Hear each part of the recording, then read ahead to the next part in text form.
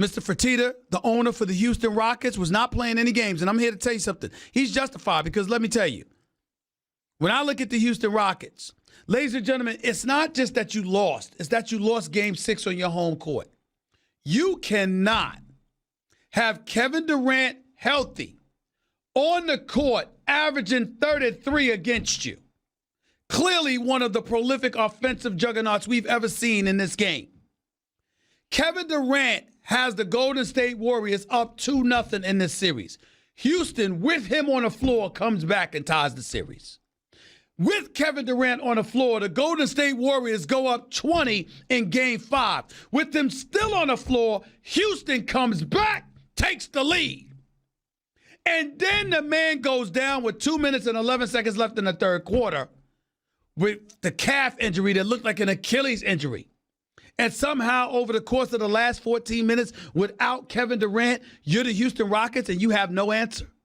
You don't put your foot on their throat and grind them into the ground and take them out. How do you not do that if you're the Houston Rockets? If you're the team who everybody's been chirping about would have won a championship if CP3 didn't get hurt near the end of Game 5 in last year's Western Conference Finals, how is it that now that CP3 is healthy and James Harden is healthy and you got an extra year on your belt having played together and Eric Gordon is balling and PJ Tucker's giving his contribution. Mike D'Antoni is still your coach, so it's not a new system. How in God's name do you turn around and can't do anything in Game 5?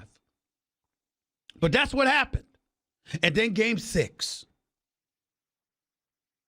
James Harden drops 35. CP3 has his best game of the series, dropping 27. And somehow, some way, the Kevin Looneys and the Andre Iguodalas and the Quinn Cooks and the Jerebkos of the world and the McKinneys of the world come off the bench to help Golden State overcome a scoreless first half by Steph Curry.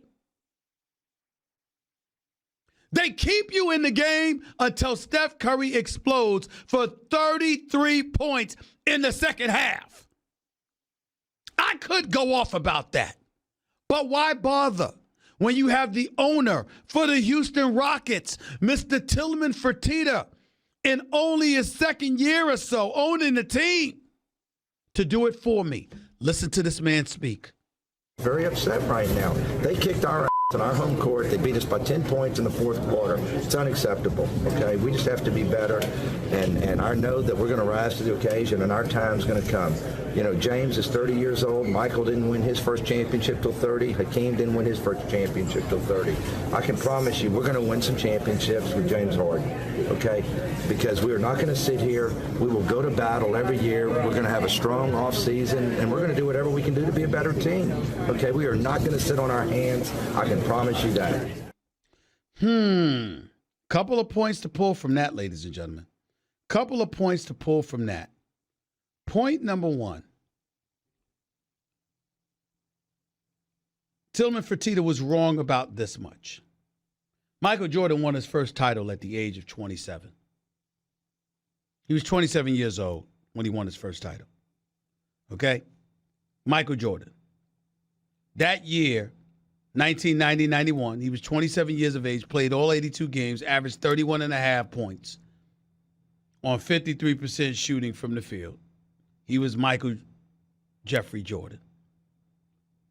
Okay? His birthday is February 17th, 1963. So when you look at him in the 1990-91 season, when they won their championship, he was 27 years of age. That's number one. Number two, listen to Fertitta. Listen, ladies and gentlemen, I got to confess, I love this man. I love this man. I love this man's attitude. He's ticked off. He's not happy. They underachieved. He expected more. They didn't deliver. And he's going to hold people accountable. Now, I don't know what he can do. When you're just in the first year of giving Chris Paul a 4-year, $160 million deal that they had to give him. When James Harden is going to get his money, what the hell can you do other than let go of the coach? And listen, I don't know whether he's going to do this or not. I really don't. And I'm not sitting here acting like Mike D'Antoni, oh, get rid of him, fire him. That's not what I'm saying. And I'm not saying that Daryl Morey didn't do a good job because we know he's one of the exceptional GMs in this business. What I'm saying is if you listen to the owner, he says we're not going to sit on our hands. We're not going to stand still. This is unacceptable. Why? Because you lost on your home court in Game 6.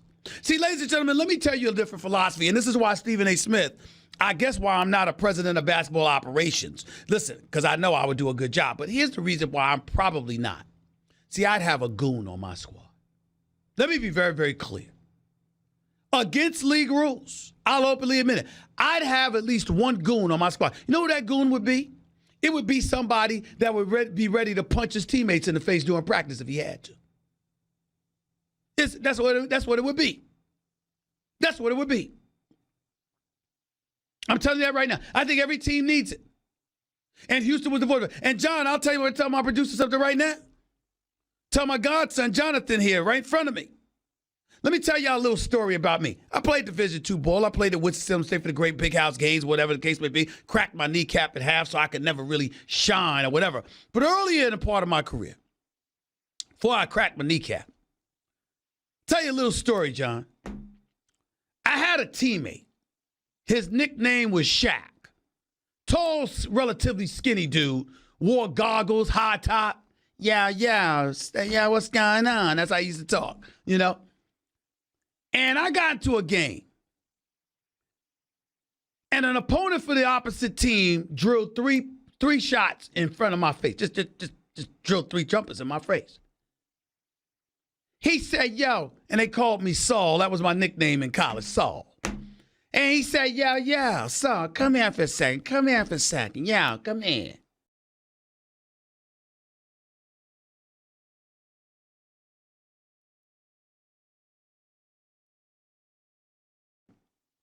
I'ma bust your living you know what. Ladies and gentlemen, I played 20 minutes the rest of that game. That man didn't score 1 basket. I was scared to death that Lance Jones, Shaq, was going to whip my you-know-what. I was scared to death because he didn't play. He wasn't playing. Trust me when I'm telling you, he wasn't playing. He wasn't playing. He meant it. He's going to bust my living you-know-what because, damn it, yo, it's not happening. Stop him. Figure it out. You need a goon on every squad.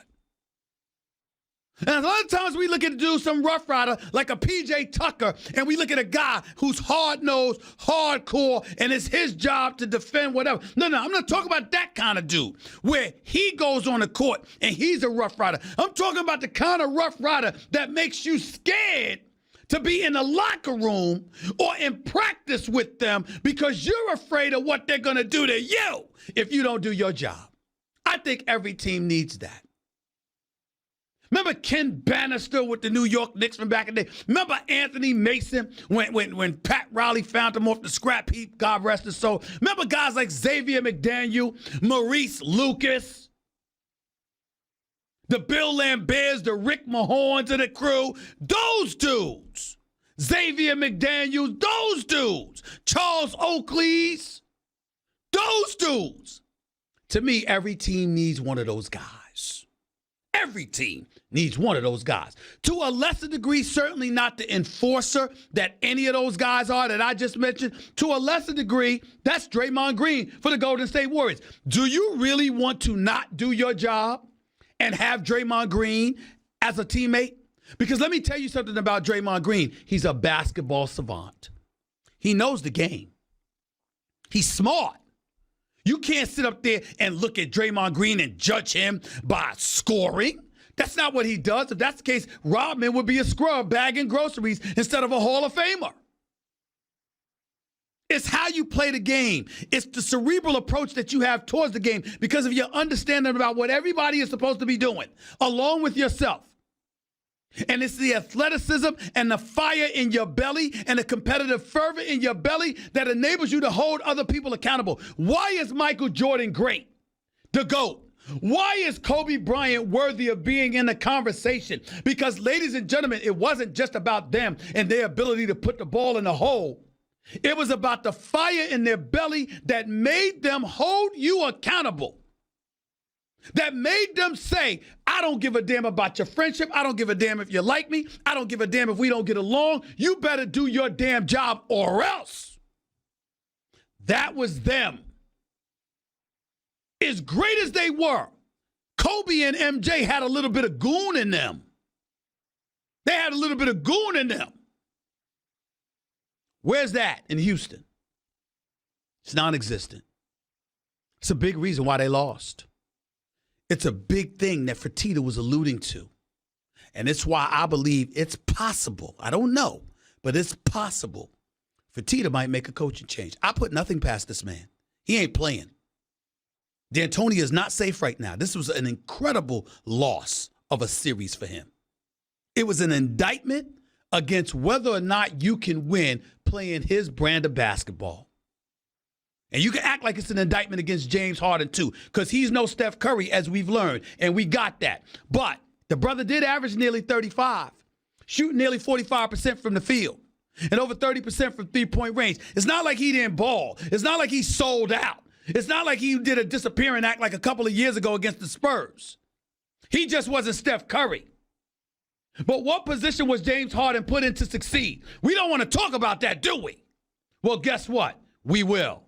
Right here on the Stephen A. Smith Show, ESPN Radio, ESPN News, 888-SAY-ESPN. That's 888-729-3776. That was Straight Talk Wireless, everything for less, only at Walmart. Stick around. Don't touch that dial. Your phone calls and more up next as I continue talking about these NBA playoffs and the draft lottery coming up tomorrow night. You're listening live to Stephen A., ESPN Radio, ESPN News. By the way, people, I'm here to tell you about Zelle, a quick and easy way to send and receive money right from your banking app. Not sure what to get someone for their birthday, graduation, or housewarming? Send them money with Zelle, a truly one-size-fits-all present so they can buy whatever they want.